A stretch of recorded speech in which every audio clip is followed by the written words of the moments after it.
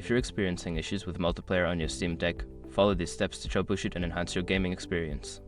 This guide will help you identify and resolve common problems. Step 1. Check internet connection. Ensure that your Steam Deck is connected to a stable internet connection. You can do this by testing other online services or games. If the connection is weak, try moving closer to your router or using a wired connection if possible. Step 2. Update Steam Deck software. Make sure your Steam Deck is running the latest software version. Go to Settings, select System, and check for updates. Installing the latest updates can fix bugs and improve performance, including multiplayer functionality.